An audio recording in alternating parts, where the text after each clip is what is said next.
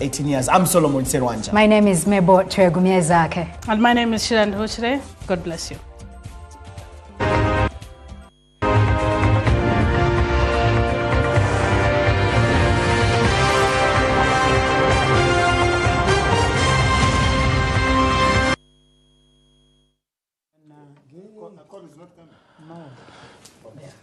Good evening and welcome to this edition of The Frontline. The Frontliners are already here and of course excited to be yet back again this 8th of September 2016. My name is Charles Odongso and the Frontliner OO sitting right across me, the Oracle of Gulu, Norbert Mao, Gulu. And it is Gulu, yes. And then the senior citizen, Honorable Miriam Matembe.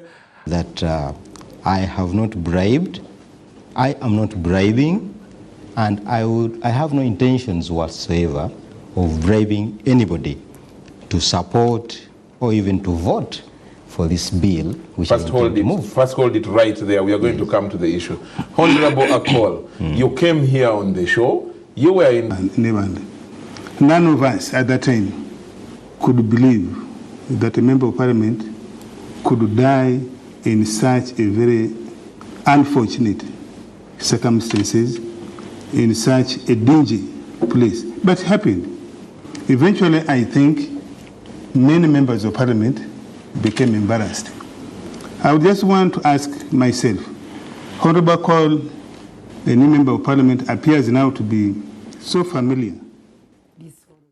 Let me first introduce my panel. Right from the extreme right, we have Honorable Martin Ojara Mapenduzi, MP for Bardege-Laibi in the current parliament. Honorable, you're most welcome.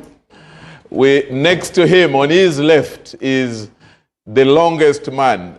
You know, when you are taller than me, I have to refer to you as the longest man because you are no longer just tall.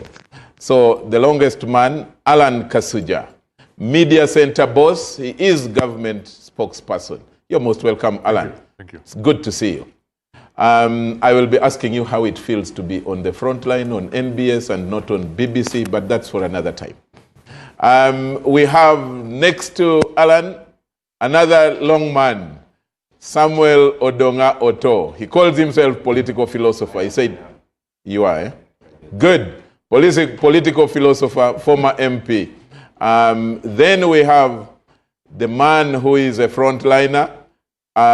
When I became a renegade from here, I left him on this show. But Ofono Opondo. Ofono Opondo now he has become infamous for taking oath in parliament without any holy book. We will discuss that another day. Ofono Opondo is MP for the older persons, Eastern Uganda. You're most welcome, OO. Thank you, Charles. I'm longest frontliner serving. We will give that to you. Longest gangster on the gang. Wow. Longest serving columnist on the New Vision. 1993. Let me first introduce Salam Musumba, then we shall sort out these issues of who is the longest. I know you are trying to compete with Alan, but that's for another moment. Alan owes me a date. When he came to New Vision, I used to lend him my typewriter manual. Absolutely. Absolutely. We have Honorable Salam Musumba. She is Speaker of the People's Front for Freedom, yes, PFF. Thank you. Good to be here. It's good to have all of you. Let's go for the trigger.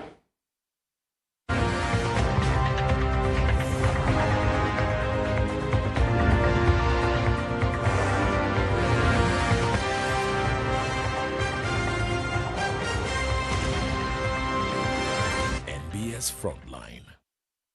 The 12th Parliament has officially begun its 5-year legislative term with a mix of new faces, returning legislators, and renewed promises to tackle Uganda's pressing challenges. But as the House settles into business, the key question remains, will this Parliament chart a different course or continue the trends that defined its predecessor? Since its inauguration, Parliament has already witnessed notable changes, from the reported reduction of the Speaker's budget from 24 billion shillings to 3.2 billion shillings, a move that has raised procedural questions, to the scaling down of police deployment around Parliament. The Institute is signaling a different approach. Don't ask for payment for trips which you have not undertaken. Oversight is not about confrontation. The executive has made this position clear. However, the Parliament, which would be the voice of the people, should come up and give the exact voice of the people. Ultimately, however, the true measure of the 12th Parliament will be its delivery on expectations of Ugandans. Attendance is now mandatory, and lawmakers are expected to prioritize service over politics. Our system for clocking in is working. We are now taking cognizance of your presence in the House. Although the composition of Parliament has changed following the 2026 general election, with the NRM retaining a comfortable majority, legislative business is already underway, including the tabling of the Parliament Administration Bill. We want the members of the opposition, together with the independent members of opposition who are here, as the law provides, to be consulted on that matter. As an independent, I wouldn't want to be involved in any matter concerning the opposition or the NRM. The credibility of the 12th Parliament will ultimately depend on its willingness to assert its constitutional mandate rather than merely endorsing executive proposals. They must understand what's happening in this country. As the 12th Parliament begins its work, the question remains, is this the start of a new era or simply more of the same? This is The Frontline.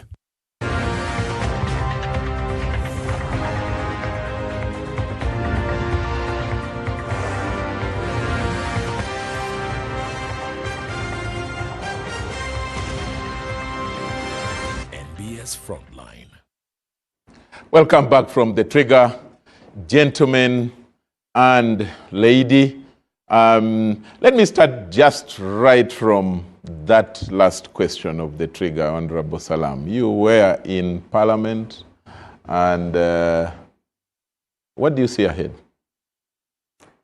Thank you very much. Parliament is a fantastic space to occupy. It's an honorable space to occupy and use that mandate to serve your country. From my perspective, it's the best place to work because you can collectively turn around the country in one afternoon by policy.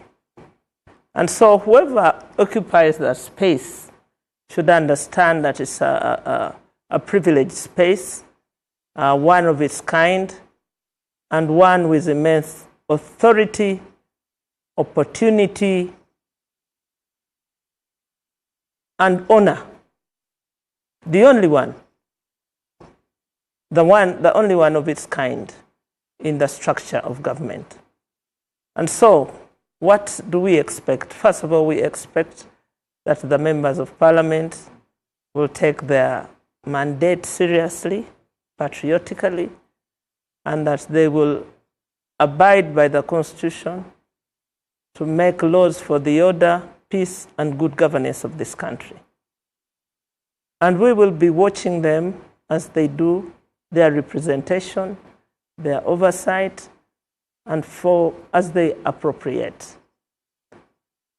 It is my desire and my hope that they'll pull themselves together and do themselves proud, because they're writing the 12th chapter of the National Assembly. From where I see it, I think they have not been prepared sufficiently to do that. They should have been prepared from the party levels.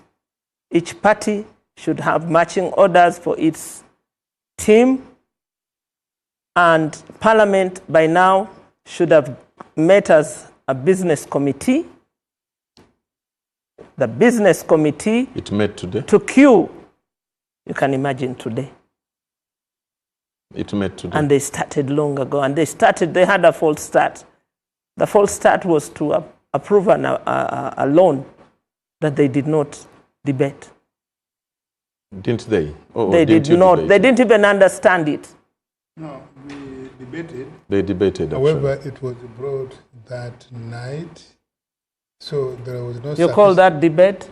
So no. We had the debate, but it was brought in the night before the debate, and we met in the morning. And I can confess, there wasn't sufficient time, even for members to read the first 3 pages.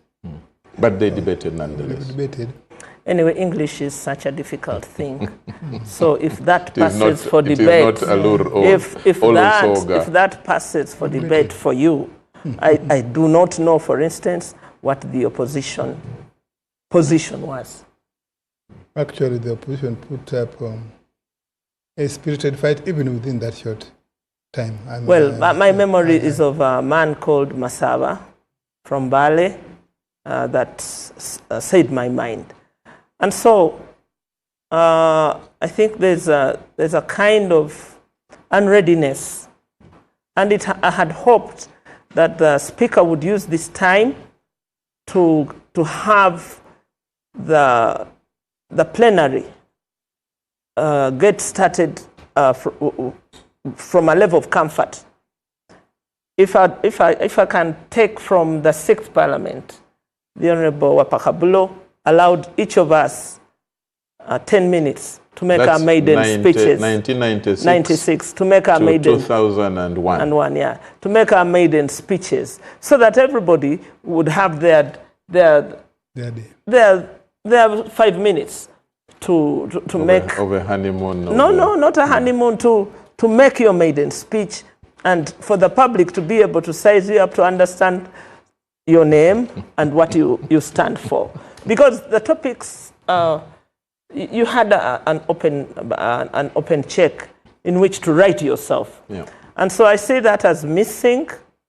There's a level of clumsiness that is so disturbing. Okay. That a man who hasn't even warmed his seat moves a private member's bill without even conceptualizing what it's talking about. Just lost and not found.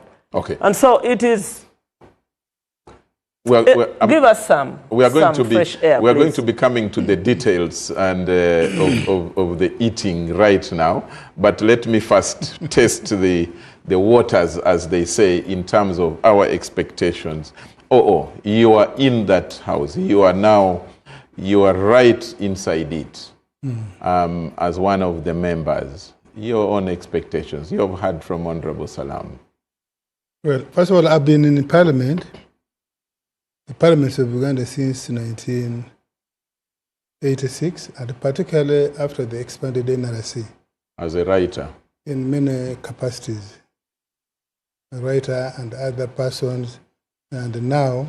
He was an operative. And now... I want to remember him as a writer because I came to Parliament in March 1999. And I met him there. They were our seniors as reporters. So I want to better remember him for that. In this show that he was an operative last week. You can speak for yourself. You are not my spokesman. I haven't appointed you. Yes, indeed. And that's why I'm saying in many other capacities. So I have a fair understanding of the parliaments since '86. Like Honorable Salama said, it is a privileged position.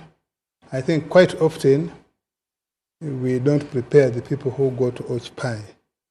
And so they get lost there. They don't quite appreciate their role and the role of the institution in the country. It is my hope that every parliament defines itself. And I want to believe that this one will equally define itself. Now that there's a wide skepticism, I hope that the members of the 12th Parliament will disabuse that skepticism. They'll prove the skeptics wrong by being alert, being conscious, doing things deliberately, differently, for a good purpose. it's a good starting point for us that the public, some people in the public, including seniors like Salam here, think that we may be up to no good. I want to give the 12th Parliament the benefit of the doubt. Okay. Especially because in the immediate past, they came when that Parliament had been turned upside down for the first time. That Parliament is declared a sin of crime. You literally get your leadership installed for you. You didn't have much to put the leadership. The leadership, at least at the top, is new. We want to believe that that leadership is bringing new ways, including helping members find their feet. Yes, it delayed swearing in the speaker. We also delayed going for the induction, initial induction, which we just completed last weekend. We completed forming our committees yesterday. The commission itself, which is the administration of Parliament. On Tuesday. The business committee also yesterday by constituting the chairpersons of the other committees. It is only today that the business committee started. It sat. The deputy speaker, who was the presiding officer today, made a brief communication of what we expect to be the business in the coming 3 months, and he said the details will come next week. Okay. He also promised that although we missed the traditional opening statement by every member of Parliament, which Honorable Salam alluded to, he said they are going to take advantage of the general debate on the State of the Nation address delivered by the President a while back. And he said, if need be, we shall spend 2 months or even 4 to allow all the 529 members at least 3 minutes. Of course, many of those people have no art or public speaking.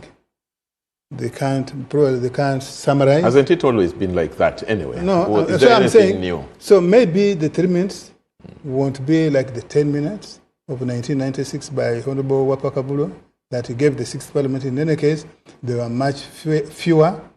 Now we have a whole school, 525. That's a whole primary school. 529. 529, that's a whole elected, school. directly elected. Now, if you put the 23 ex-officio ministers, you can see the number. So, but we hope we shall make do with the 3 minutes so that the Salams, the public, is able to judge. Already we have had minimal debate on the floor, that law in which she was referring to, the debate on the approval of the Vice President and the Prime Minister, the debate which took place yesterday, and today we started at 2, we left at 8:30. Yeah. Good work. Good work. Yeah. For example, today alone... Because you are paid well, so you need to sit and work. We are paid sufficiently, probably not well, we are paid sufficiently. You are paid very well. Sufficiently. Now, at the end of it, the speaker, the president said, today alone, the Prime Minister, Robina Nabanja, answered 79 questions in 2.5 hours. Which is good. A member would come ask this, meander there, and the Prime Minister, and I gave her my heart. Said, she has the country, don't mind about the correctness, the genuineness of the responses, but that you see somebody who has her hands in every part of the country by responding to questions from different members. And so I want to give these members the benefit of that. It is my hope that the Speaker and the Deputy, the Clerk, the environment will offer these members the opportunity. Let us give them 2 years and see if they are a wasted group or not. I want to believe. Myself, we are giving all of you a benefit of doubt. That the members you're referring to includes you. Yeah, myself, I believe. Yeah. I will not be. Because when you said 529, yes. Remember you are also part of that number, the additional number, because the elders, the older person's 5 slots came recently, and you are a beneficiary. And I'm a beneficiary, and I don't want to think that I'm going to be counted just as a number. I think I'm going to... You will provide quality. Good. So. Honorable Dongauto, your expectations, touching on even some of the... you can compare. You were in the 10th parliament? 7th, 8th, 9th, 10th. Yes, 20 years. Yeah. Yeah. First of all, I congratulate those who have won the elections, albeit the fact that there are 107 petitions. Including yours? Yes, so there is a likelihood some will get out as soon as the judiciary is ready. My good friend Fondo finally, you found your way in Parliament through the window. The Baganda say, "Oingira mukamoli." He found his way. This man doesn't appreciate the law he made. I know. Actually, the law was wrong. An elder should not be someone who can walk on 2 feet like Fondo. We need someone in fairly old. This one, you should be a constituency MP. Don't you see? He now doesn't appreciate the definition by law of Uganda of an old person. And he benefited from, wasn't your constituency one of those later constituencies? Exactly. You know? So you also benefited from some of those new creations, just like OO. No, so the point I'm saying is, of course... first concede. No, I'm not conceding. Aru County has been there since Constituent Assembly, Leandro Komakei to Monyo Gaba, then to me. It has only been divided lately. But my expectations of this parliament would be very high if they did not have systemic problems. The problem is systemic. The problem is structural, that there is no way they can swim against that problem. First, composition. We have 353 constituencies. Direct to elected. 353 constituencies. In my opinion, for a country where you can wake up at 6 a.m. and cross from Koboko to Kasese in one day, to have 529 MPs is quite a number. It is over-representation. Even the way the constituencies have been demarcated. I give an example. Eastern Uganda has 101 constituencies. I'm not talking of MPs. Western Uganda has 96 constituencies. But as a rider, they created more districts in Western Uganda. So they have 26 districts. So those are 26 women MPs. So if you add 26 plus 91, you find that Western Uganda alone has 117 members of parliament, which is not proportional. So why I'm saying the problem is systemic, there is over-representation by some parts of the country. Like where my good friend Ofondo comes from, you hear a constituency called West Budama North. West Budama North, West Budama East. First of all, then West Budama is different. West Budama South. West Budama South. So they are just putting parishes into constituencies. So the whole philosophy of representation needs to be reviewed. But that aside, interestingly, if someone is a lady who happened to be, could have joined the UPDF at 23, got injured and retired and got some work of packing pancakes in a factory, that person would have 6 members of parliament representing them. Yet for me, if you are a lady, you got injured, you joined the army, you got injured, and then now you are working in a factory, you will have 7 MPs. Yet every Ugandan has 2 MPs, averagely. You have the constituency MP, like my good friend Mapenduzi, and the woman MP. But this person would have the constituency MP, the woman MP, the workers MP, the youth MP, the UPDF MP, the MP for person with disabilities. So this is again another aspect of over-representation, where some people have 7 MPs in that house and some people have 2 MPs. Is that how it is defined? Isn't that over simplifying the representation thing. Yeah, but from a philosophical perspective, the fact remains some people have 7 members of parliament in that house. Not from the legal perspective. And others, like my good friend Salam, would have 2 MPs. So that aspect of over-representation in relation to some constituencies being created in villages, some people eat rats and they're given counties, you know, the whole composition of parliament should be reviewed, and then the over-representation. But that aside, I expect this parliament again to have another challenge of what I would call a gagging order. They are not so free like the previous parliaments. We are seeing the multipartism failing, the political space is shrinking. There is a big brother who is overseeing the NRM MPs. That big brother is called PLU. So other than being loyal to a political party called NRM, again, you have to be careful with this big brother who is also watching. So I don't expect a very free and vibrant parliament. And lastly, maybe also, with the NRM now deciding that they want to elect the leader of opposition, I think it is all over. Because at least we can say that the majority cannot always be right, as long as even one dissenting voice should be respected. But we are seeing a situation where majoritarianism or mobocracy is taking the order of the day. So the single voices, the lone voices we would be expecting in the House will be a little stifled. So I'm not so naive to say this parliament will perform very well.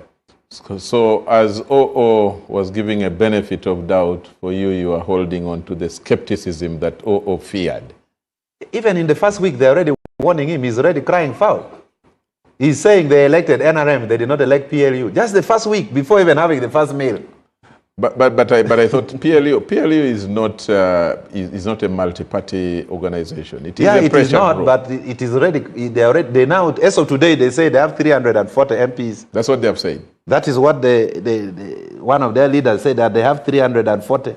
So where you have a parliament where you have a pressure group that has designated the speaker and has also designated the deputy speaker, they are members of a particular organization. You start wondering, the day parliament wants someone... Did they designate? I thought the speaker and deputy were elected by the members in Kololo, didn't they? Or didn't you do that? No, they gave them instruments. PLU has given them instruments that they are the envoys in parliament. They only endorsed.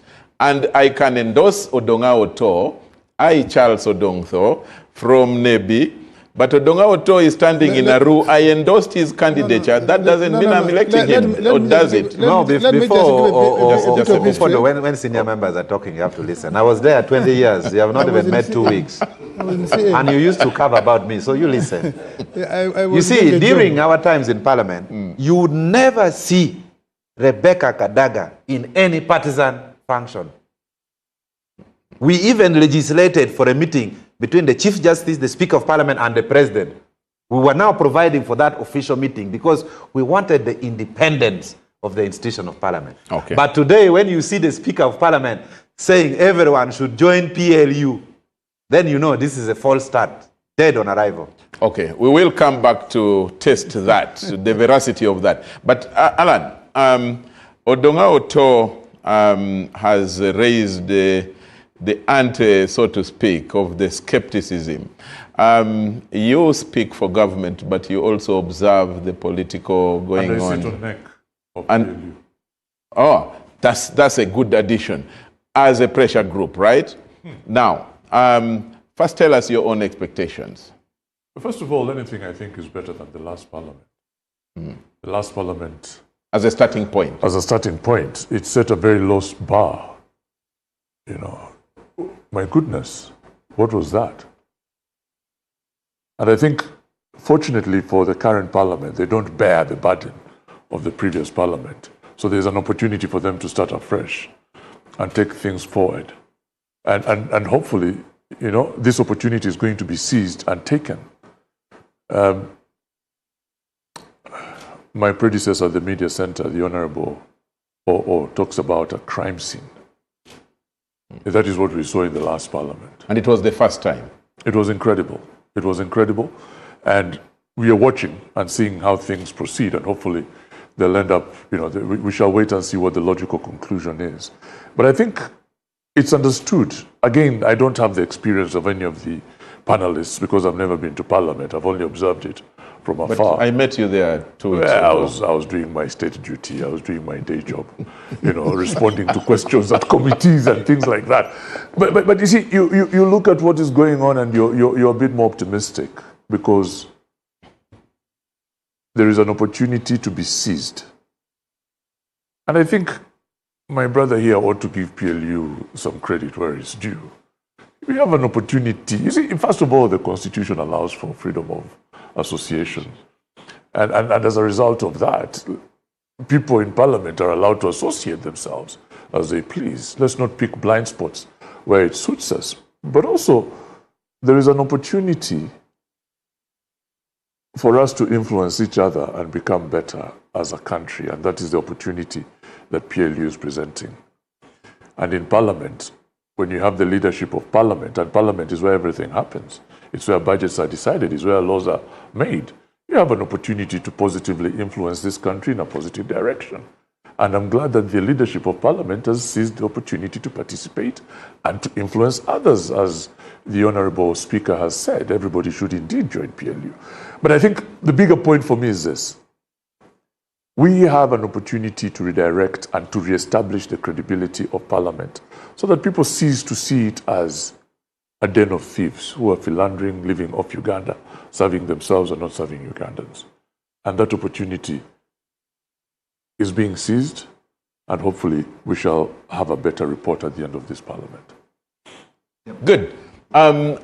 Honorable Mapenduzi, you were in the last Parliament, the 11th, now you are in the 12th.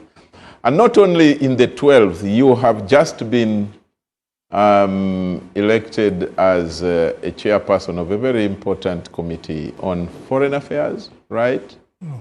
Yeah. Presidential affairs. Presidential affairs, sorry. I'm still learning also as it's they... the same, presidential foreign affairs. No, they have now separated them. Yeah. They have, Okay. It has been, they have now separated them. It's a disaster. Why a disaster? Well, you see, I was a chair of presidential foreign affairs. I remember appearing. I was a member for 10 years. Presidential and so affairs. I understand the content, the structure. There is more work to be done. Since when? Did we grow bigger? The house is bigger. The house is bigger. So the house is bigger. I assume. You're distorting and disorienting. Let me do this. A parliament of Uganda Honorable Salam, to accommodate numbers. Let me first. This is a maiden speech for the panel. How many members were you in your parliament? Were they not about 370? No, I remember something like 240. 240? No, more than that. More than that. NRC itself, for example, just the counties were 173. That's CA. And I think the counties were 214. Yes. Yes. And then there were the districts. Then the districts were 36? No, about 46. 46. Okay. About 46. But let's do this. This is also a maiden speech time. So let's first give it to Mapenduzi so that he makes his... They are all senior to me, and so You decided to give them the opportunity. So when they talk, I give them that respect. First give your maiden talk on your expectations of this parliament that you are now in. You had a meeting, an important meeting, business committee, determining how you're going to move. Tell us a little more. Well, first I'll start with my experience of the 11th Parliament. It's actually interesting hearing from Honorable Dongoto and Honorable Salamu because they were there before. I think the 11th Parliament started on, I do not want to say on a bad note, but there were things that happened at the start. An unfortunate note, exactly. Especially the loss of the Speaker. There were a number of things that happened at the start, and that did not give a good start for the parliament. Just like the Honorable Salam was saying, that the 12th parliament, they seem not to be very organized and all that. On the contrary, I think the 12th parliament, from my own experience, is a lot more organized, and even the start is far better than what we had. I can tell you the time we started, the 11th parliament, that was COVID period, and there were a lot of restrictions. And you can imagine even during plenary, there was a time when members were given to go in shifts. Some people go at a certain time because we needed to be few to keep social distance and all that. And then later on, the unfortunate demise of our brother, the Right Honorable Jacob Olanya, that disorganizes. So, of course, there are also a number of good things that the 11th Parliament did. But in terms of the start, I think the 12th Parliament has started well. Members of the 12th Parliament at a political party level, I do not know from the other political parties, but the Honorable OO will attest to that. We had time to our party organize more than a week-long period of, orientation. Yeah. And then Parliament also went out to organize. Actually, Parliament has organized twice. We had the orientation, and later on we had another process where he was one of the resource persons and all that.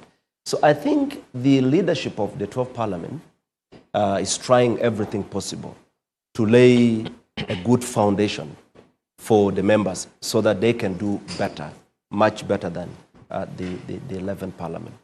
Of course, the image of the 11th Parliament, the citizens lost confidence in the institution of Parliament.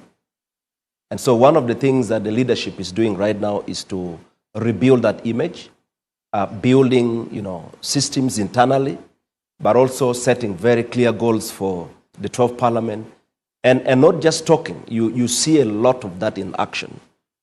Today we had our first business committee meeting, and this brings all the chairpersons of the committees and the top leadership. And you see from the discussion, you see the about 27, both standing committees and exactly. So all the chairpersons and the top leadership. And you see from the direction being given and the agenda being set. So there is a lot of hope. And I want to believe that the 12th Parliament is going to do much better, but also rebuilding that confidence and steering Parliament in the right direction. The speakers has constantly made certain things are very clear. One, that you would want to see a Parliament that does a lot more oversight, that holds the executive more accountable, and he has demonstrated that by even cutting his own budget and saying we need to empower the committees the more so they are able to do a lot more in terms of oversight and their own functions. And so there are a lot of internal reorganization that is going on, and that gives a lot of hope. So for my senior brother, the Honorable Dr. Dongauto, I think it's good to be positive.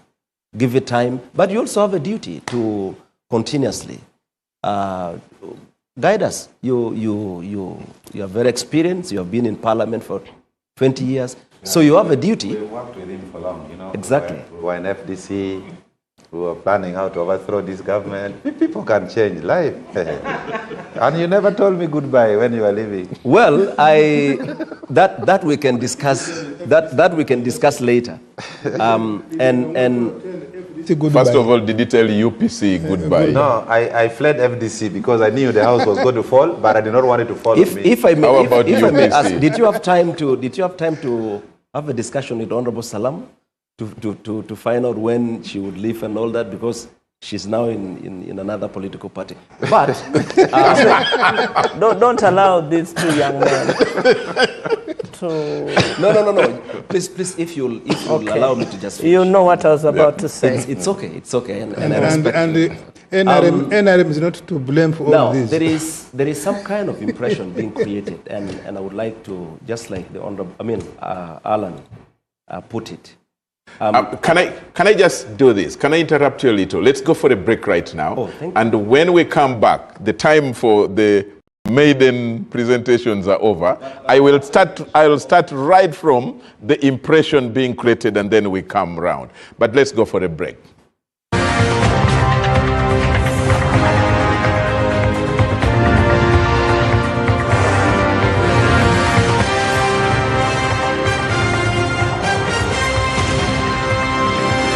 NBS Frontline.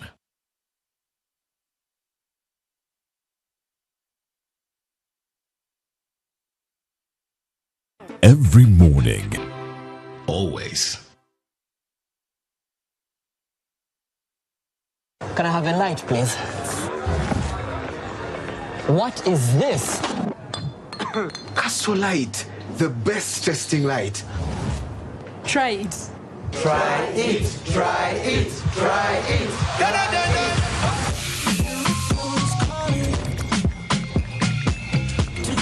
Guys, look at this post.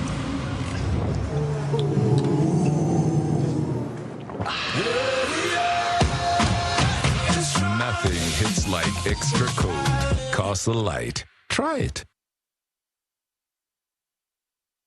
The National Mosquito Net Distribution Campaign is back. No one should die of malaria in this era. It is your responsibility to chase malaria from your home. The good news is that the government of Uganda has once again started distribution of mosquito nets under the 5th Universal Coverage Campaign, also known as the Under the Net campaign. Under this exercise, 1 mosquito net will be distributed per 2 people in every household. A village health team member, a community health extension worker, also known as a CHU, and the LC1 chairperson will move house to house to register members of the household in preparation for receiving their mosquito nets.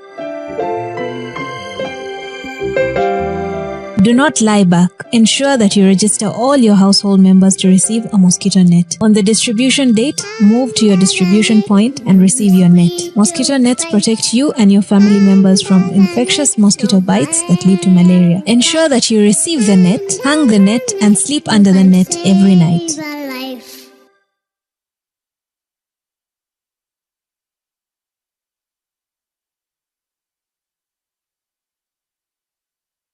Why pay for someone else's repairs? Say goodbye to hidden costs and hello to peace of mind of a brand new start. Discover the Suzuki range of unmatched, fuel-efficient and reliable options. From the iconic Jimny to the new Across Hybrid. Find the perfect blend of style and world-class efficiency.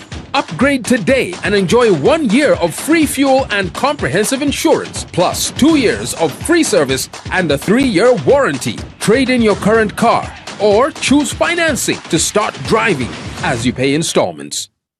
Don't wait. Visit the Suzuki showroom today or call 0800-211-033 to get started. The problem is the foundation. Do you know the kind of cement I'm using in this foundation? I guarantee you even my grandchildren will come and find this house. You buy your buy today and get the job done. Strong, reliable, available at hardware shops countrywide. So tasty, delicious, some snacks. Some snacks. So yummy, yummy. Yummy, yummy.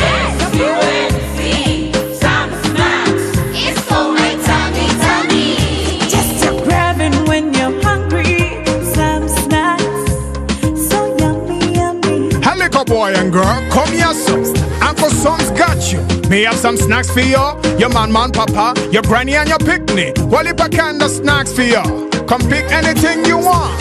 Some snacks for your tummy. Yummy, yummy. Sam's, delivering memorable moments in every household.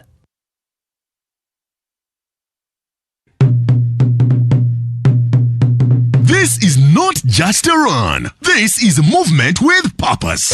Join us on 30th August 2026 at Kololo Ceremonial Grounds for the Cancer Run 2026. Starting at 6 a.m. Also taking place simultaneously in other districts across Uganda for the completion of the One-Stop Cancer Center at Nsambya Hospital. Registration is only 30,000 Ugandan shillings online using Gonza Pay. Gates are available at all Centenary Bank branches, Capital Shoppers outlets, Bread House branches, the Cancer Run office on Zimwa Road, Muyenga, the Rotary Uganda office at Nick Building, and Rotary clubs across the country. The Rotary Cancer Run 2026 is organized in partnership with the Parliament of Uganda, Centenary Bank, Crystal Water, and Next Media Group. We understand that everyone yearns for a clean, tidy, and convenient working environment. That's why 7-Star Cleaning Services, we strive to provide highly customizable cleaning solutions using environmentally friendly chemicals, state-of-the-art equipment, and well-trained workforce for our clients. Visit our head office, Plot 4691, Ntinda Chisasi Road. Contact us on our official lines 0393 243 503 or visit our social media platforms. 7-Star Cleaning Services, a remarkable difference.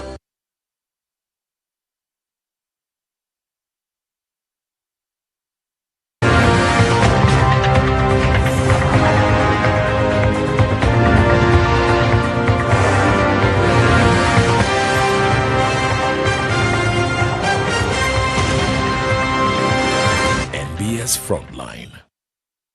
Gentlemen and lady, we are right back on air. This is the Frontline on NBS, and NBS is celebrating 18 years of great service to this country and indeed to the world, and this show is part of that. And I'm here, I've seen messages saying Charles Odongtho is back with OO. Yes, except that the OO is now the one who is in a British suit, fitting, and he looks different.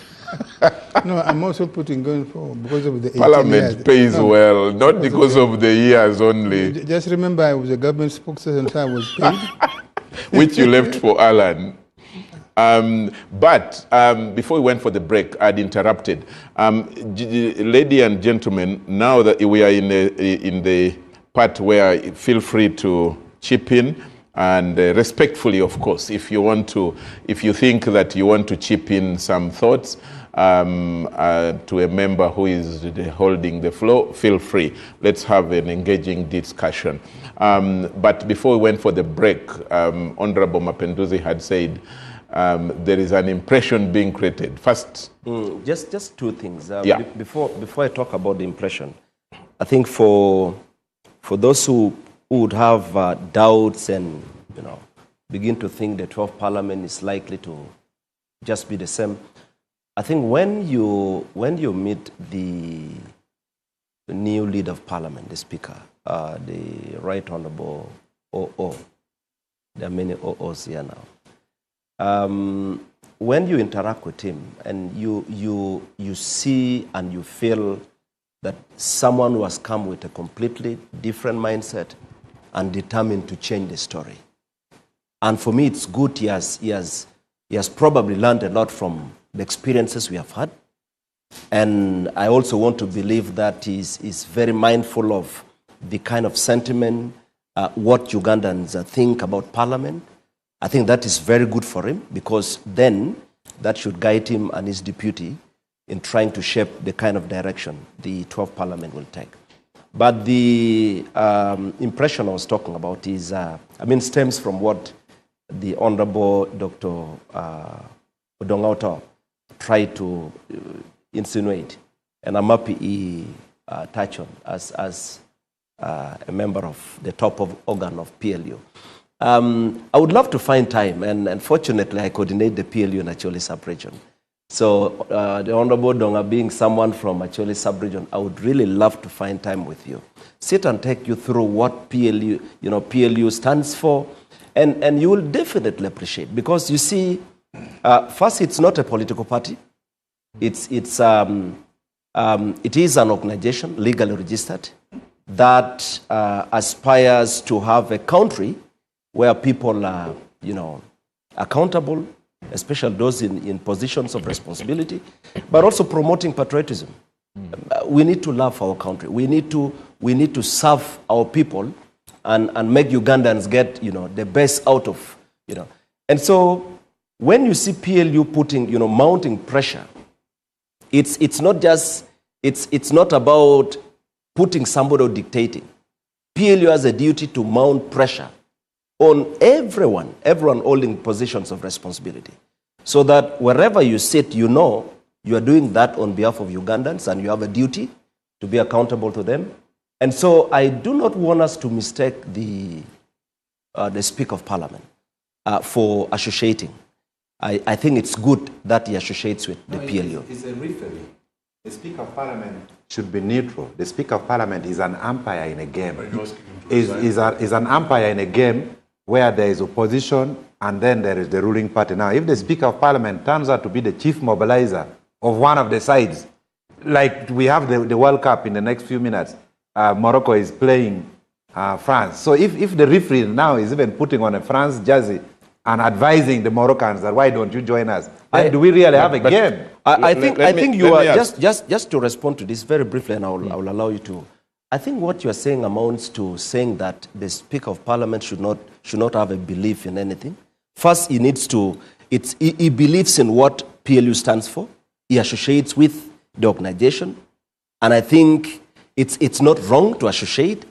And so when you begin to say that the Speaker of Parliament shouldn't associate with any group because I don't think that is right. First, he's a human being. He's also drawn from a political Exactly. party. He's a human being who has full right to. So that should not. So you see nothing wrong with the Speaker of Parliament saying all Ugandans should join PLU. You see absolutely nothing wrong with that. Okay. Is it wrong for me to say why don't we join Rotary Club or something else? It's not for wrong. Me, my interest is in the public out there getting the correct context also and the correct story. Has he ever done that? Yes. Where did he do it? He went to the PLU secretariat that day when they called the ministers from State House. There were like 7 ministers, and he's on record saying he's a member of PLU and all Ugandans, he urges all Ugandans to join PLU.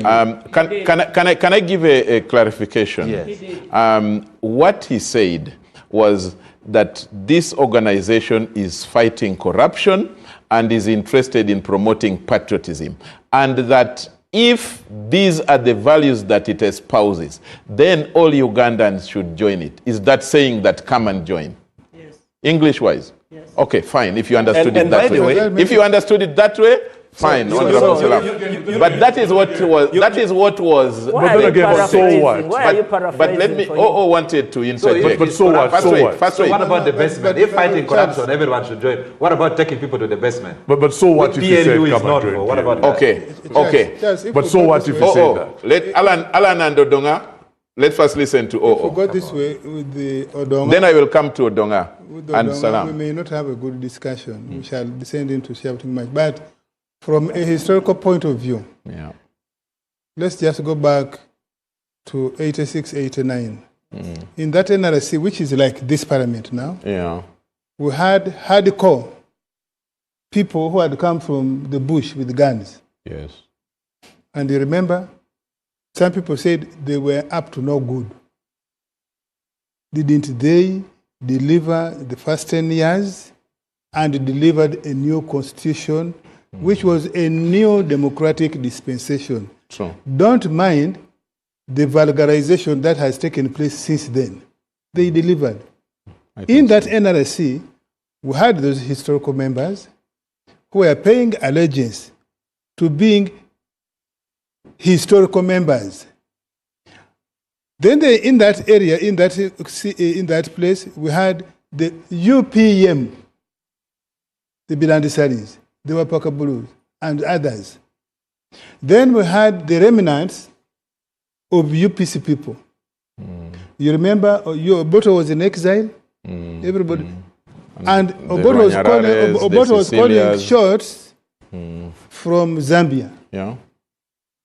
But the elements of UPC who were in NRC and eventually the Cicero Guans did In spite of getting instructions from Obote in Lusaka, they still made good contribution in the CA, 6th Parliament, and actually barred the multi-party dispensation. So there's no problem as far as I'm concerned. If somebody is a PLU member, pays allegiance to elsewhere, but he knows the core issues of the times, the Sisulu guys did deliver the multi-party dispensation. In fact, much of the concession the NRM Bush guys made in the CA was because of the tiny group of the multi-parties, particularly UPC and DP, that they made under what they called National Caucus for Democracy. In the parliament that Honorable Salam Musumba entered first, 6th Parliament, you remember, they even had something called the YPA. The Young Parliamentary Association. Yes. Some of them were the movement guys. Yeah. Others were actually the multi-parties. But because the youngness in them, many of them were young in age, but also first-timers in a national platform. And that parliament... And many of the members later became PAFO members? And some of their members were paying allegiance to certain issues, to YPA or PAFO. Again, that is the parliament everybody now says. Why? Because they were able to hold the executive to account. That's the only parliament that censured 2 ministers, forced other two, I think, to run away from the censure and resigned on their own. Honorable Matthew the late Honorable Kivejinja, Matthew Richari, and others. Yeah. So, I think the issue should be, or both, Tayebwa, and the other MPs who have been designated, given numbers of PLN. Are they going to retain their heads to know what are the core issues of the country of the day and in Parliament and shape it? To which they... Yes. And for me, I want to believe I am close to quite many of them, including the Speaker. I think I speak to the Speaker almost every other day. I speak to the Deputy Speaker every other day. I speak to all these Ojaras. I'm not a member of PLU, at least not as yet. But... Not as yet. At least... These gentlemen might recruit you on this show. No. You can, who said you can never say never? Otherwise, Odongoto wouldn't have left FDC, wouldn't have... Saram wouldn't have left FDC and UNPF. So, I think the most important issue, will Ugandans hold, or both, that Tayebwa accountable to the issues they swore on the floor of Parliament. As Speaker and Deputy Speaker. To defend, protect, and promote. Exactly. I want to believe the way I know them now and I'm close to them, I think they will. You are convinced that they will. We need to give them the... In any case, if somebody if you are serious enough, you should be able to know, to appreciate. I wrote an article 2 weeks ago. You should be able to appreciate that there's a sense in which the NRM has surged or warped, whichever word. Is it kind of lost momentum? You cannot use that word in certain areas. And therefore, if PLU has some influence in what is going on in the country, what's wrong with me, a clever speaker or member of parliament, or even aligning with it, tapping into it? Okay. Tapping into it. Okay. Let's listen to Honorable Salam now. It could actually be for purposes of helping PLU to stay on a straight line. You need to have influence there. You need to. Otherwise, how did the NRM handle FDC? If NRM did not, elements of NRM not go into FDC, not go into this one, not go into that one. How? You like poking, sir, Honorable Salam. You ask Salam if NRM has not been dealing with some elements in FDC. Ask her. Honorable Salam.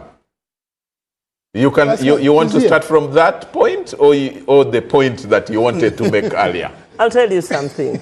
Let's go ahead. The way the discussion is going, I don't think we'll make sense of it.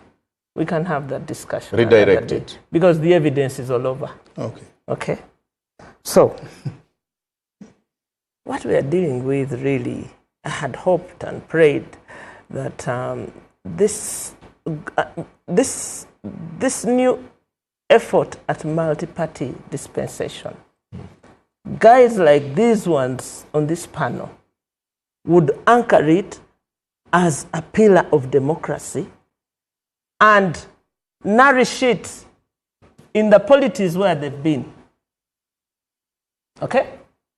I have no clue what PLU is. A pressure group. They say a pressure group.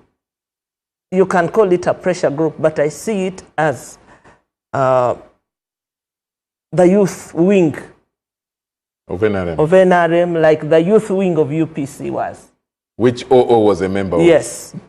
And so I see it as a distortion of multipartyism. Can't you say our UPC elements have changed the direction of you see, you the Bush people?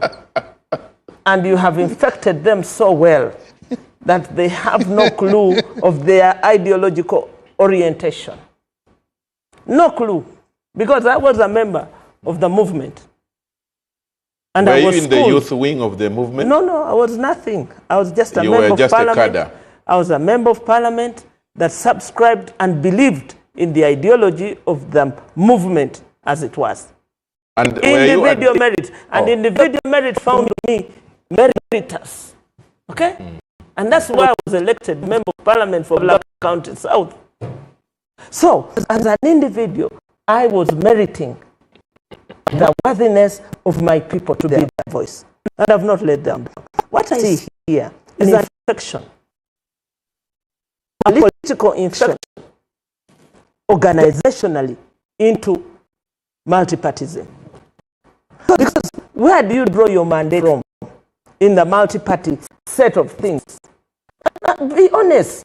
Guys, freedom of association from the Constitution. Right. That is very right. It allows people to run. Please do, but do not have an overreach. Do not distort. Do not distort. Please do not distort, because we will be guilty of failing democracy as we have agreed in the Constitution. You respect. Yeah? You're making the dangerous assumption that we all understand what democracy is, that we all know what it is. How come you don't know? No, but what is democracy in countries that have postulated the idea themselves are struggling with its definition. Well, I think as a country, Uganda, which is only just trying to find itself, which is in the sort of state formation at its infancy. No, but let's be honest. We are trying to find ourselves. And whatever we do in that process of trying to find ourselves should not be dismissed. In this particular case, I'm describing what I see. I am describing what I see. Because I do understand the constitutional provisions, and I do understand the administrative and the structural formations that are going around. As I see it now. Okay, as you go on that, yeah? I want to give you to let you flow. But do you concede to the fact that, as Alan is insisting, that the Constitution, which is the grand norm, allows for freedom to associate freely? That allowed her to be in FDC, that allowed her to leave the movement system, that allowed her to go to PFF. That same Constitution that we have chosen, that we live by, is the same Constitution that is allowing people to associate with PLU, because... Just for information, we went through a referendum and we agreed that we return to multipartyism. We did. It's a referendum that all Ugandans voted. And in that house, those who sit to the left of the speaker are members of the opposition. Yes. Those who sit to the right and even people like are me members of the ruling party. And those, so the Speaker of Parliament should be... Just to update you, just to update in this Parliament so far, the Speaker has guided and ruled that there is free sitting. So because of sitting arrangements, some of you have you see, that is the disorientation you're doing. Don't make people who are watching on TV in Parliament think that the people who are sitting, all people are sitting on this left. No, the point have actually destroyed we now have free sitting except the democracy. The first front benches only. You have distorted. I personally will accept the multi-party dispensation now, because it is the law in Uganda, and like the Honorable O here says, it is what the referendum said. Yes. But do I believe in multi-party democracy? You may not. Absolutely not. But you can I belong. believe in the movement. You can but I belong. accept Yeah. that right now. You say the Constitution says, So let's. Yeah. while one system is in place, the other goes to sleep. Yes. So you will be found wanting if this is I don't what think you want anybody to has create. destroyed the multi-party system. No, you but are it's also okay infecting. for the multi-party system to undergo a stress test.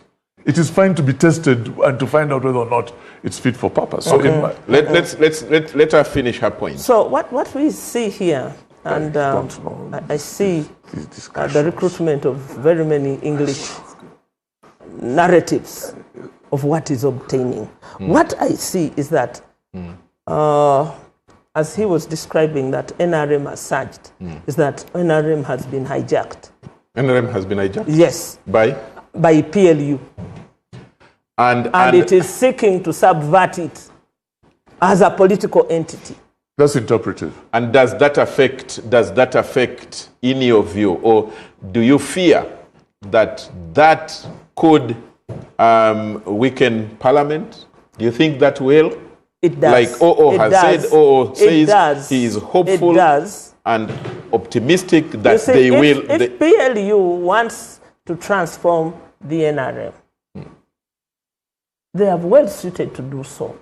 Inside, reform it inside there. Yes, not in But that, do not. Who said reform should only be from inside? It can be from outside as well. Until the real action is in Parliament.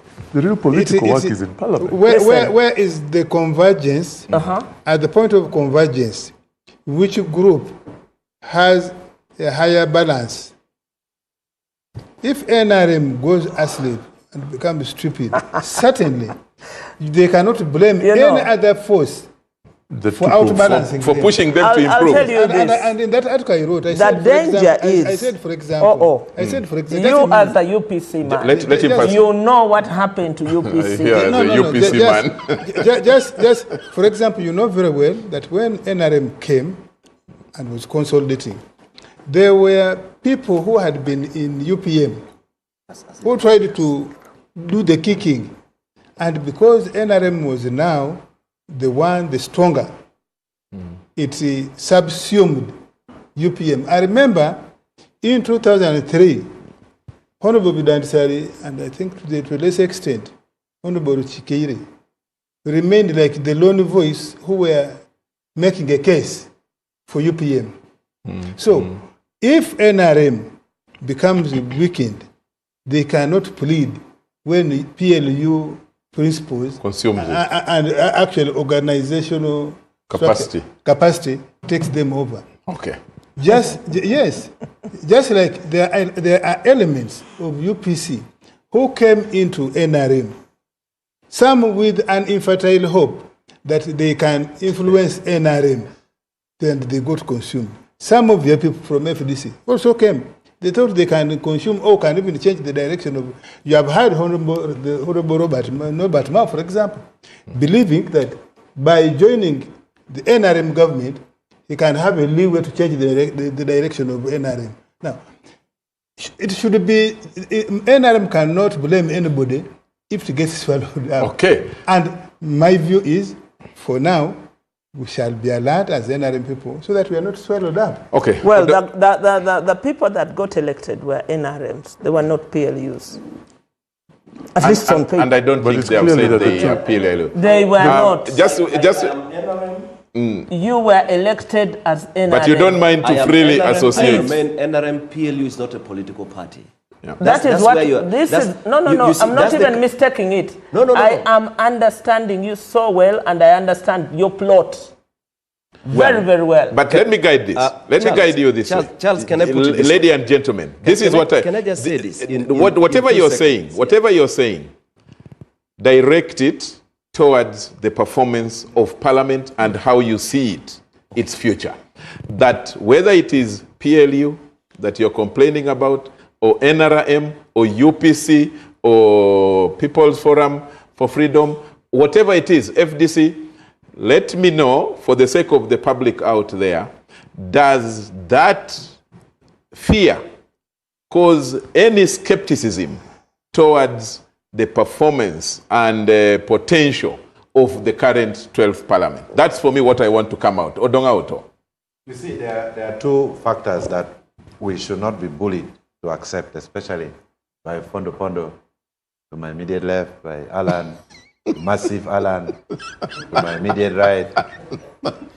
There are two things. One, Ugandans went for 2 referendums. The first one, they refused that they don't want multipartism.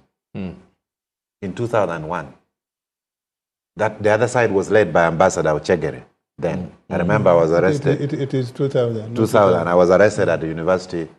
And they're throwing tomatoes at people. How can someone who is angry again be throwing tomatoes at someone? Some of your members were throwing tomatoes and rotten But eggs. we were looking for food. So how do you again start throwing tomatoes at the president? When we were starving university students. It defies logic. I went for that rally, and some of your members, it might not have been Odonga Oto, but some of your members threw things at the president's convoy. No, but the point I was saying, in 2006, again we came for a referendum. This time the president... 2005. 2005. This time the president was campaigning that we need to go back to multipartism. And we went for multipartism. That is 21 years ago. No, 2005. Maybe you are in... No, 21 years ago. Okay, all right. That's a fact.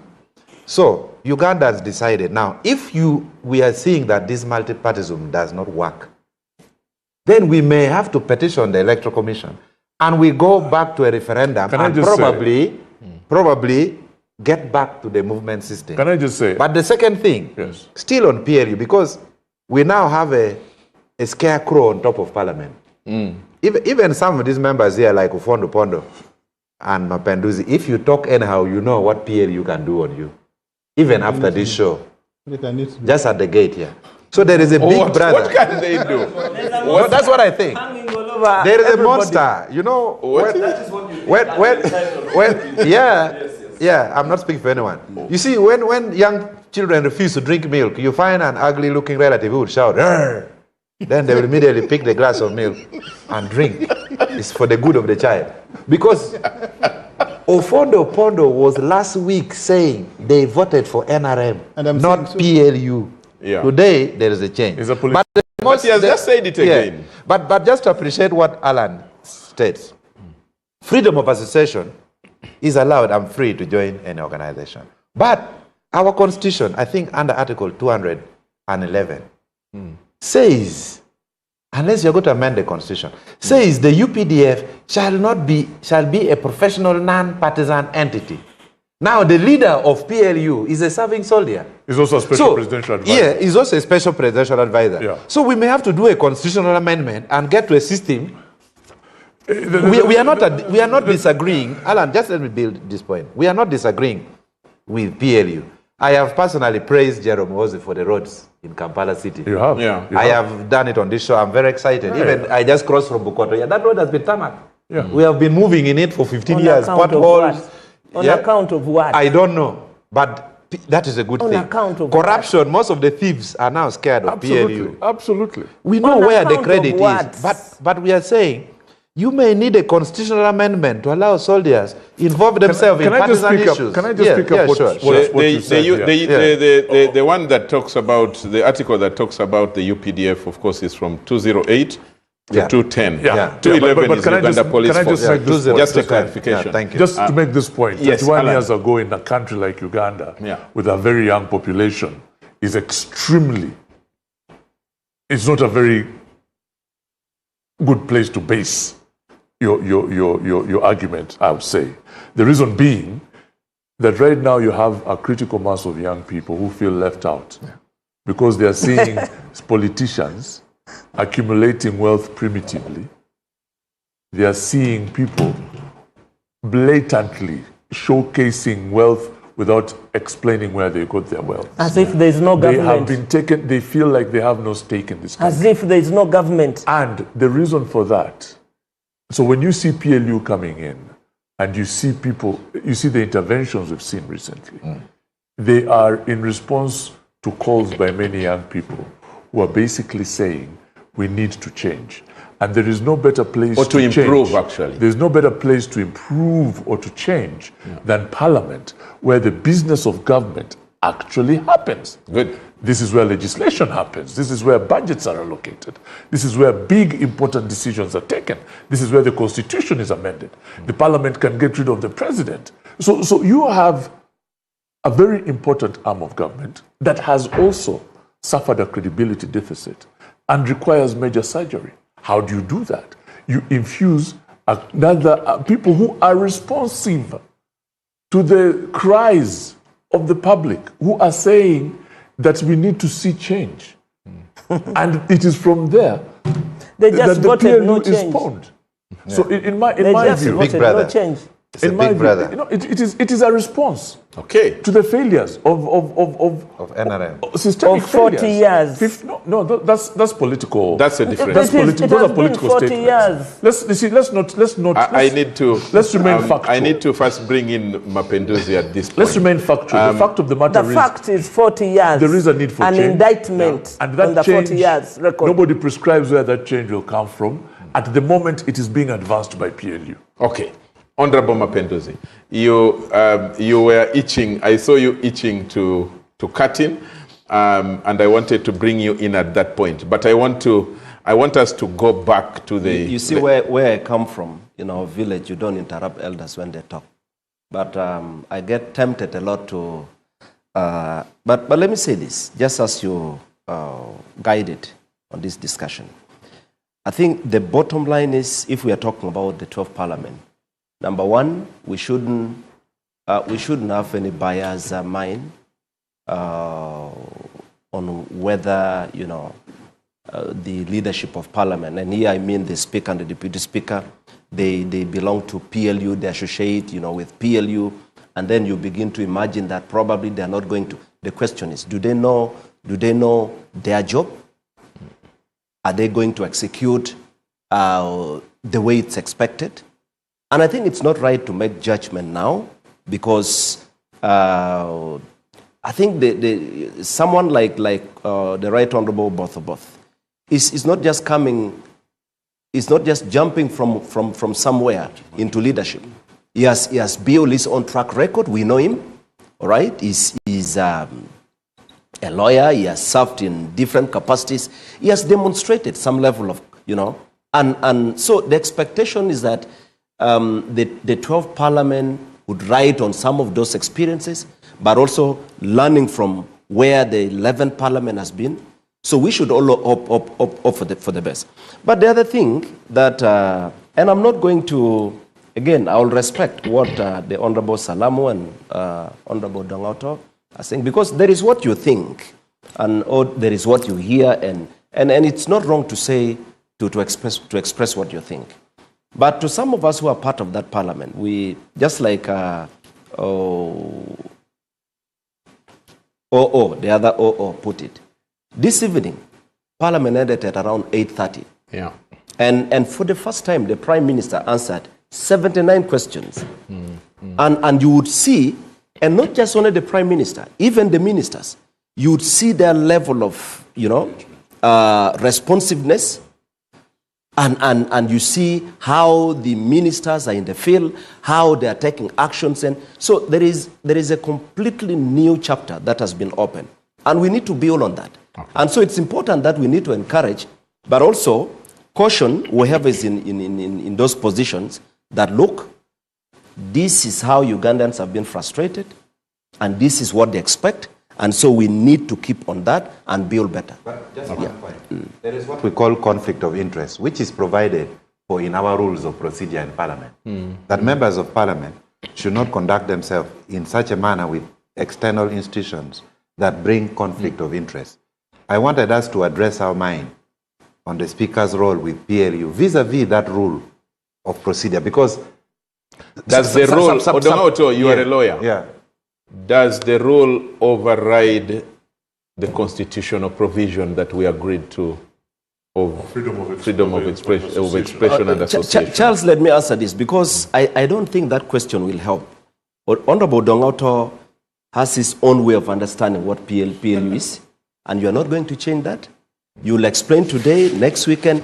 I think we need to sit with him. Honorable Martin. Again, I'll repeat. He will not change. Just 1 listen. minute. Wait a minute. First give me the see, floor. I have been interrupted a lot. Honorable, first give me the floor as the moderator. Okay. I will give you all the time.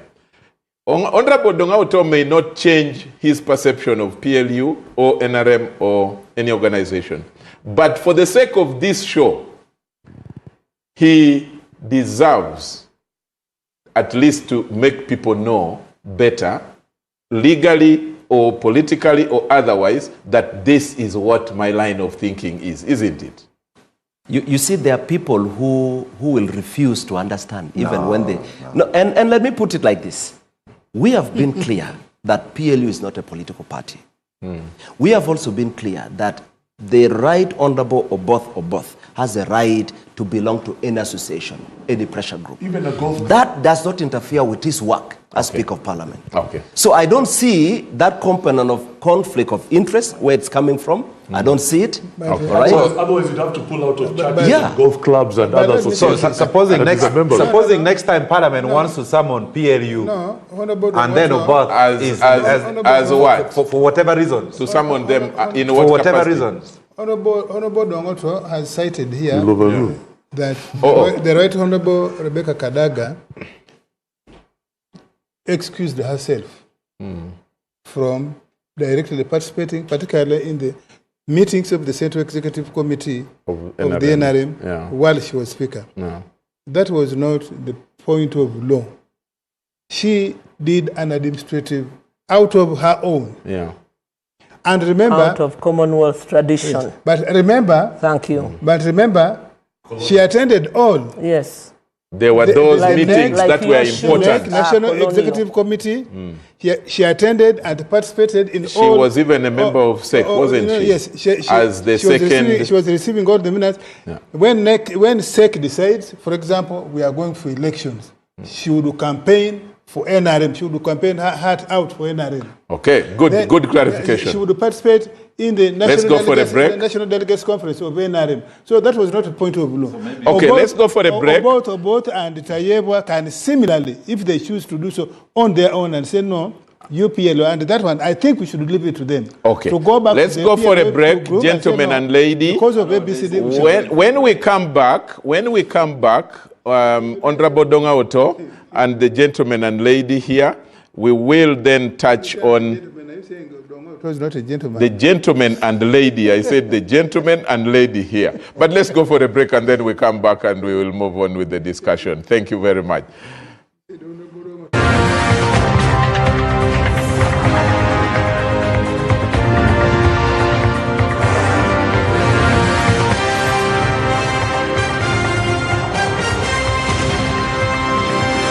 NBS Frontline.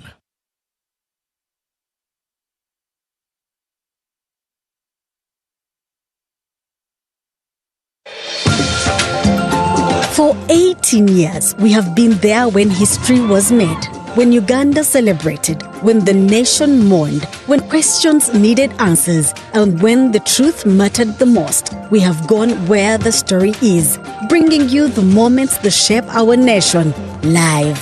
We have listened to every voice, giving every side the opportunity to be heard, balanced. Through every headline, every election, every breakthrough, every challenge, we have remained committed to one promise: to serve Uganda with journalism that informs, connects, and inspires. Because for 18 years, our commitment has never changed.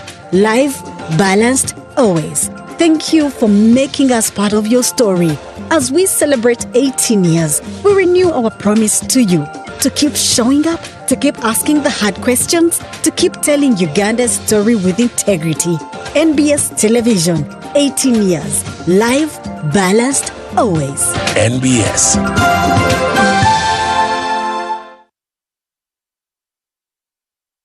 Hey, Hey travelers, are you a family gearing up for that big vacation, a hustler working abroad coming home, or your squad chasing sunsets and passport stamps? It's time you lock in. Say goodbye to long airport queues, shocking roaming bills, and the stress of hunting for local SIM cards, because now you can travel like a local. Stay connected in over 180 countries. Just scan, tap, and boom! Instant data the moment you reach your destination. Get your Rogue Travel eSIM today at travel.roguetelecom.co.ug. Contact us on 020 500 123.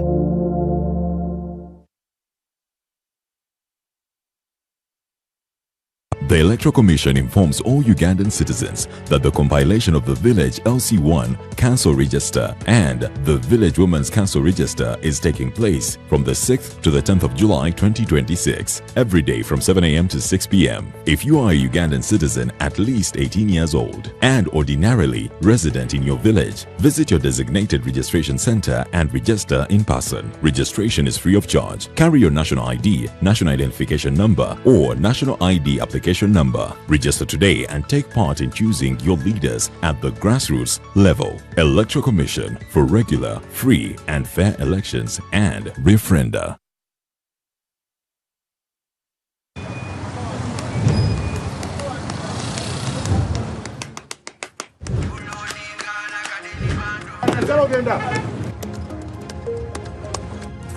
And that's it for today. Till the next episode.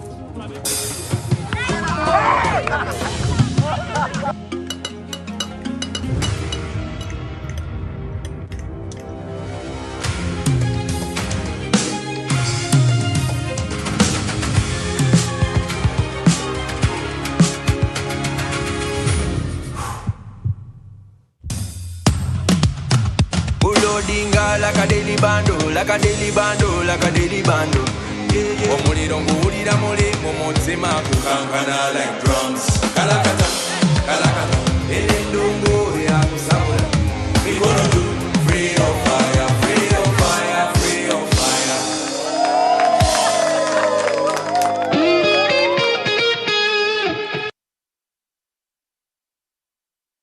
But this, how is it that you have come from uninvited to the one who is inviting? Are you ready to see marvels in your life? One after the other, after the other, after the other. You just sit back and say, this is the Lord's doing. It is marvelous, marvelous. Hallelujah. Watch The Power of Prophecy with Prophet Elvis Mbonye this Saturday, 6:30 p.m. on NBS TV, Uganda.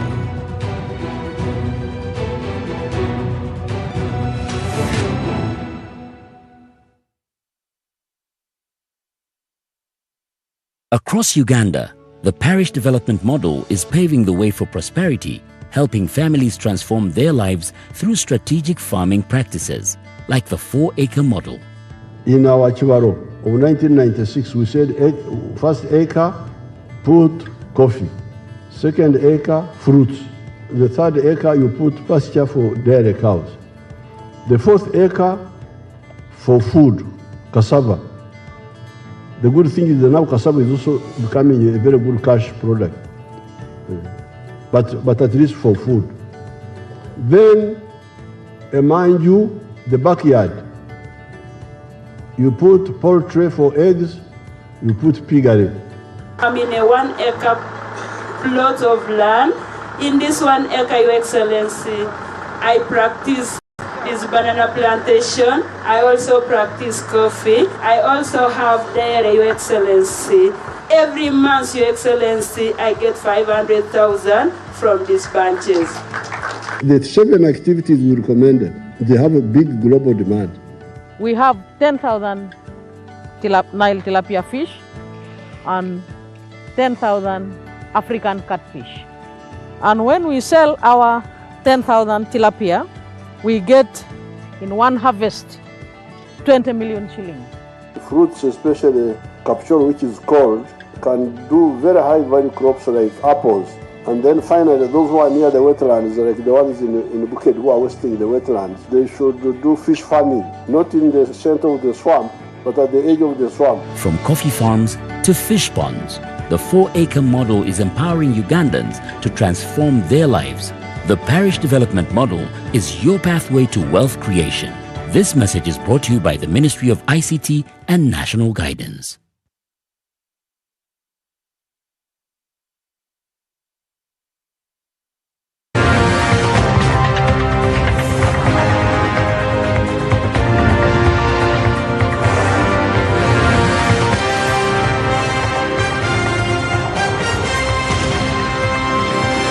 NBS Frontline.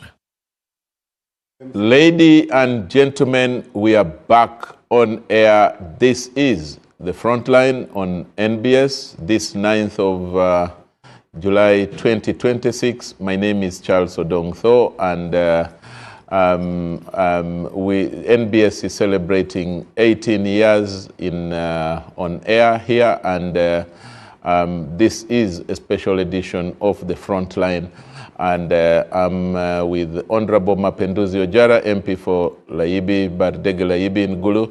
We have Mr. Kasuja Alan, who is the MD of, who is the Executive Director of the Media Center and Government Spokesperson. We have Honorable Odonga Oto, political philosopher. Honorable Ofono Opondo, MP for the older persons in Eastern Uganda, and Honorable Salam Musumba, who is the Speaker of the People's... Are you having trouble? People's Front for Freedom. People's Front for Freedom. People's Government. It is PFF. I'm more used to the acronym, the PFF. No, but they also had the People's Government. People's Government, People's President, and so on. What happened? Don't worry about what is not yours. Odonga Oto. Odonga Oto, one of your complaints earlier when we started was the planned, the coming bill, for which a member has already asked for leave of Parliament to amend the Administration of Parliament Act. And what's in there is that the mover of the motion wants to change the election mode, the process of electing the leader of opposition. What quarrel do you have with it? No, first of all, Namara got leave from Parliament. He's now got yesterday? Was it today or yesterday? Yesterday. Yesterday. He's now getting leave. He didn't get, it was granted. It was granted leave. Yes. You cannot just bring a law in Parliament that I want to pass a law to increase UPDF salaries. There are procedures you follow to the viewers there. You get leave, or alternatively, you go and get a certificate of financial implication from government that when the law is passed, they can enforce it. So Namara was given leave, and he intends to change the manner in which the leader of opposition is elected in office.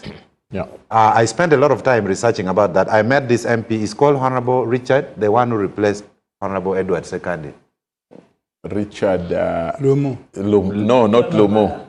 Sebamala. Sebamala. Lumo is the former one from Michiana. And I engaged him, and he raised very interesting arguments. Yeah. Because I was biased that how can NRM elect opposition? What kind of opposition is that? That is the ordinary and pedestrian thinking, which is convenient to listen to. But the argument is there are currently 78 members of opposition, of which I think 48 yes, belongs to the National Unity Platform, and the other 30 belongs to the other parties, opposition political parties. So they're saying what happened, Honorable Sebamala, that's the name, right? Yeah, Sebamala. What happens, the current leader of opposition, Senyonyi, was designated by Bobby Wine. Even members of the National Unity Platform did not participate in electing their leader of opposition. I found that very interesting because leader of opposition means you are leading the opposition. No. So you are leading the opposition members, much as it is a constitutional provision. So Honorable Richard is telling me that Their amendment, they want to, at committee stage, change Namara's amendment so that all the opposition members in the House can elect their member, their leader of opposition. I think as one of those MPs in the last parliament that passed that law, I think we made a mistake. Because the current law says the opposition party with the largest number chooses the leader of opposition. Yeah. So we have now de-enfranchised 30 opposition parties just because the party with the highest number. So I would plead with my friend Mapenduzi that we should not ask NRM even to vote for leader of opposition. It should be an affair of the opposition political parties. You cannot choose Ufodopono. You cannot choose who. So in other words, you support the process starting, but that when they are eventually making that law, they should not make it to include NRM to be the voters. Yes. Okay. And then another short site we did, which I should apologize. Who elects the government chief whip?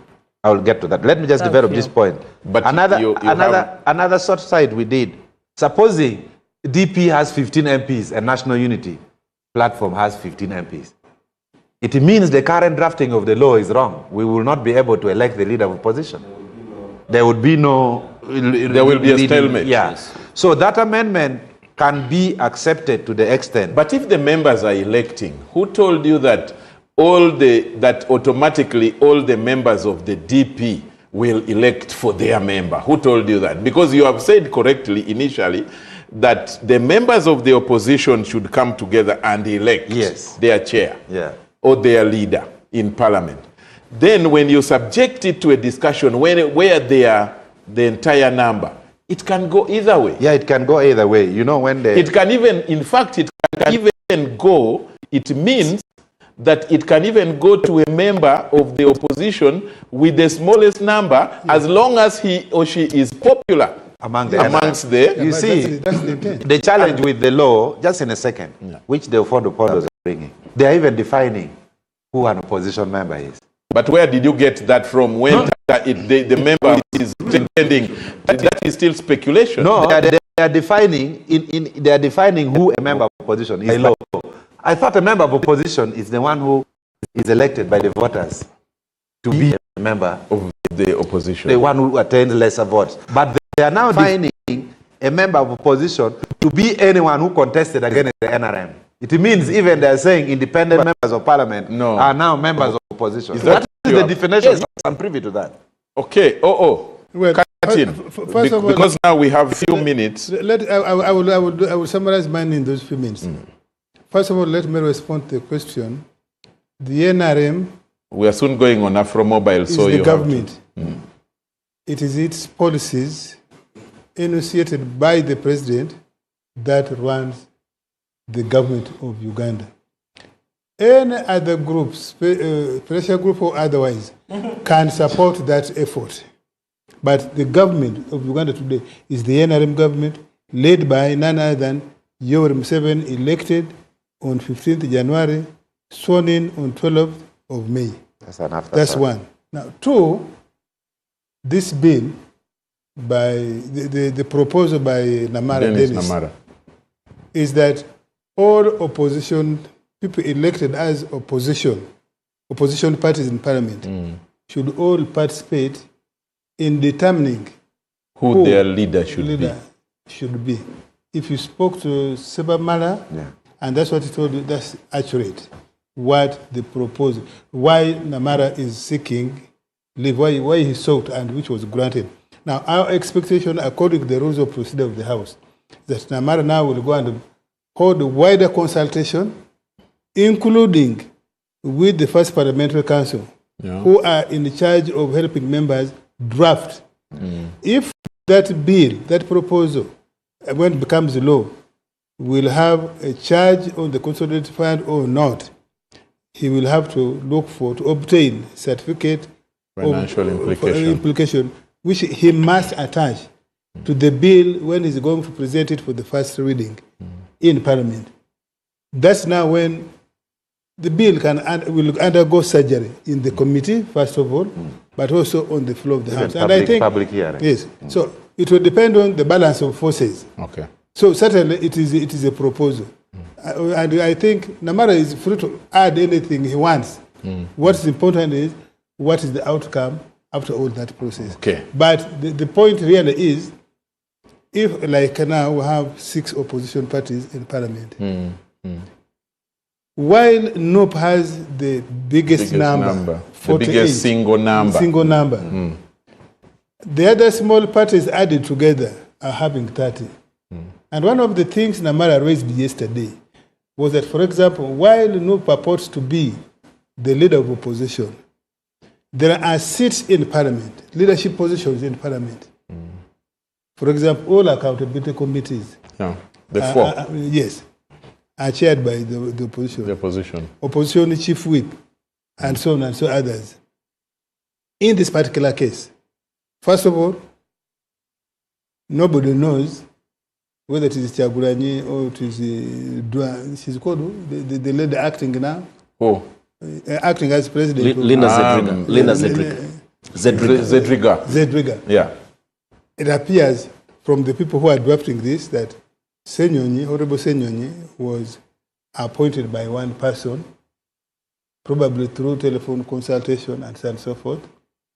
But two are the most important is that when they came to form the shadow cabinet and others,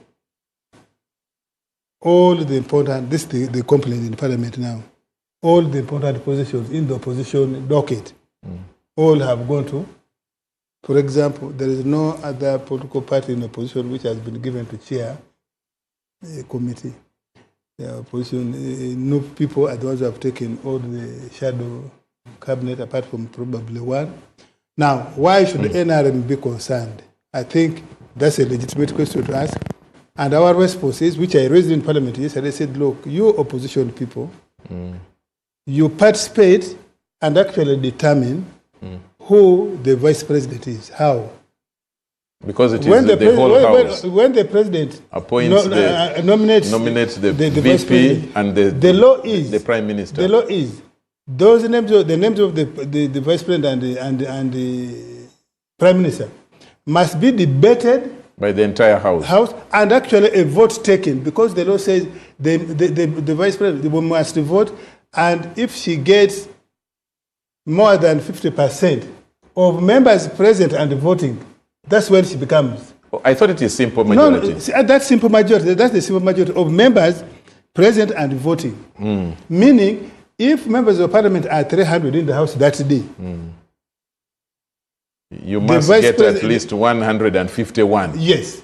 Actually, they take a vote and they record it. Yes. I was there when you elected, when you voted. Now, but for the chief whip, for the chief whip, the opposition does not participate. You don't know.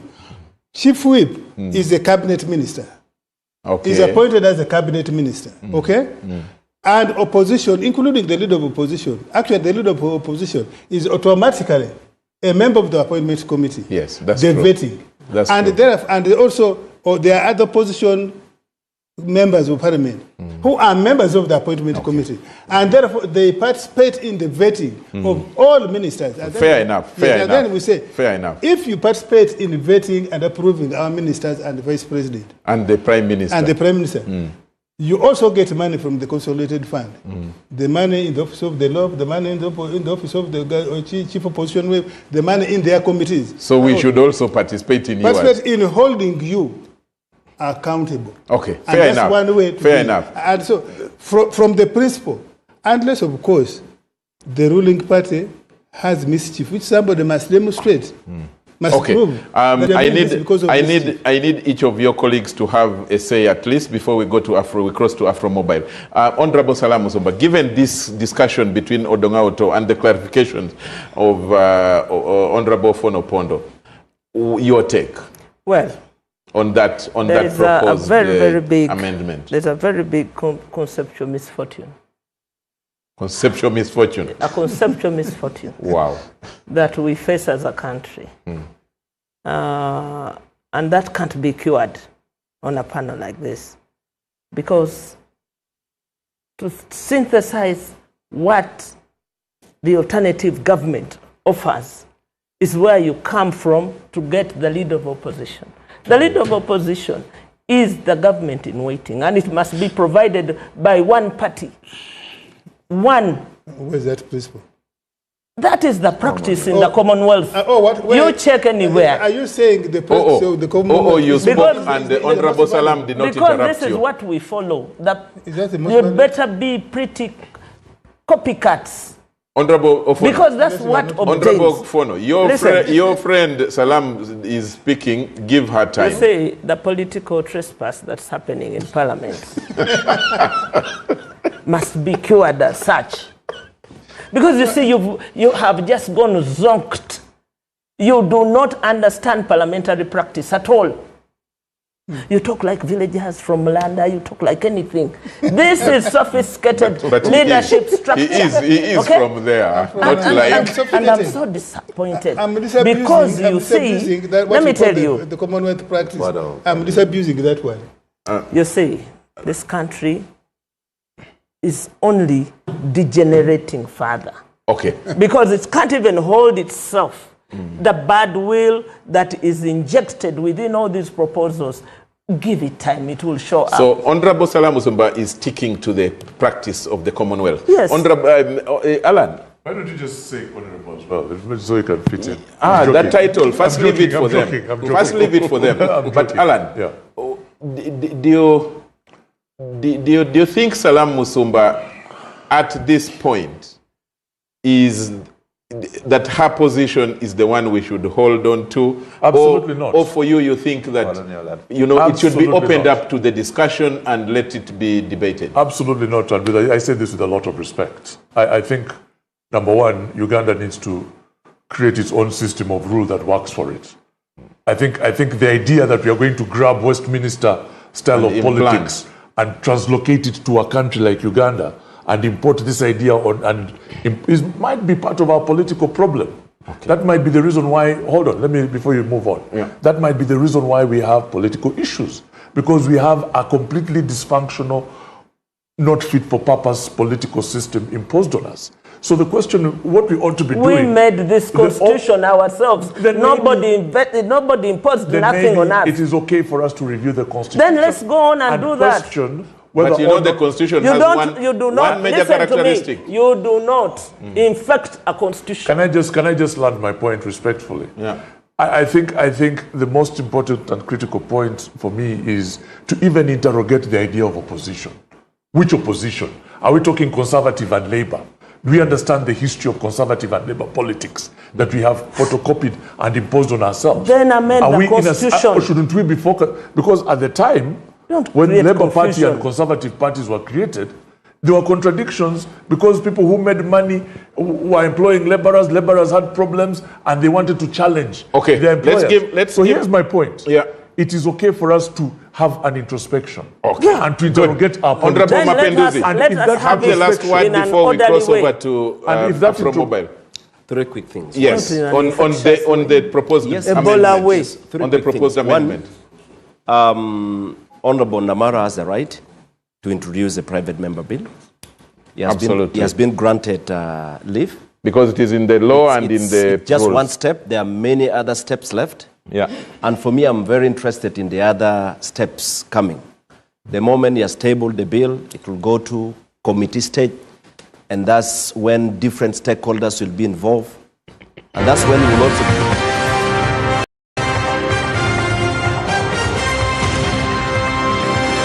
NBS Frontline.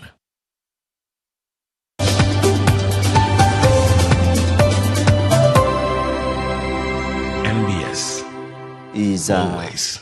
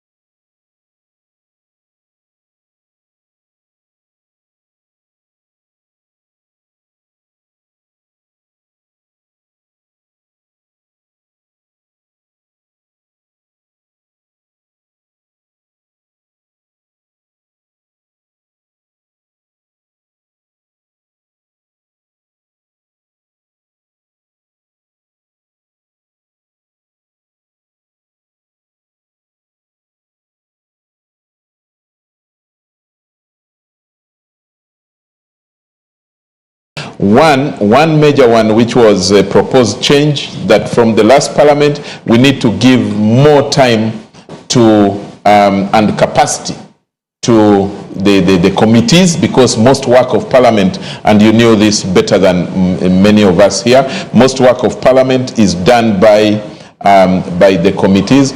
And then two, the issue of the one that I liked, that accountability begins with us.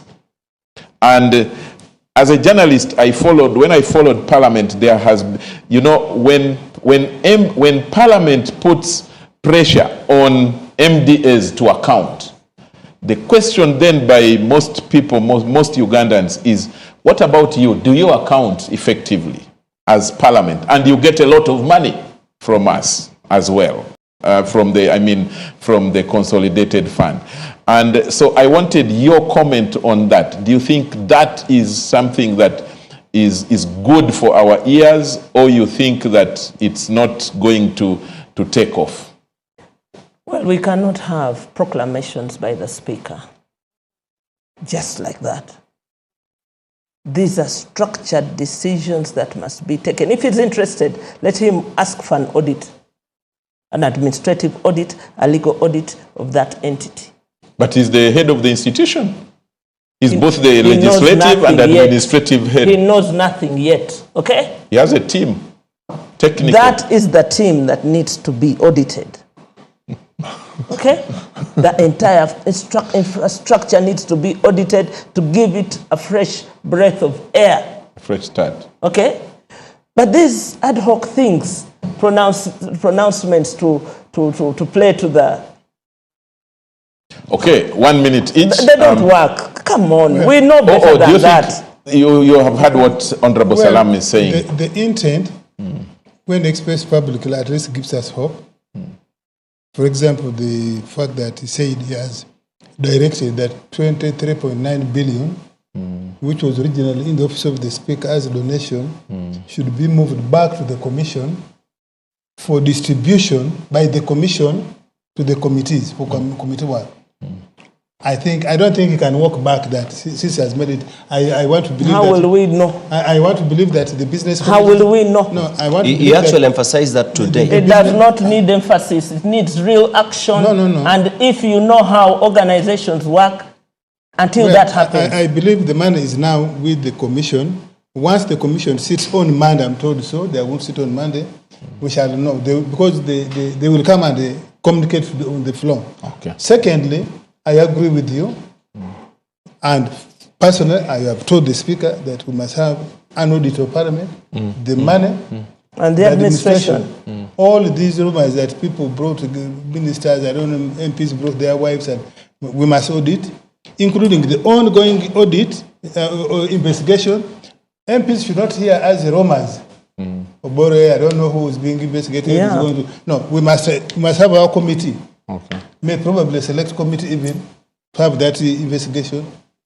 And but finally, you can't also. What do the rules say? Can you also do your own inquiry when there is? These parallel things don't work. No, I'm saying where possible. Now, second, today the presiding officer actually said the Auditor General's report will come to Parliament of all the other entities, and we hope that this time even parliaments will be. The audit report, the section on Parliament will be laid on the floor, on the table, and we shall have a debate in the plenary. Honorable Donga, does that sound something better for optimism? In the 7th Parliament, every travel budget was centralized.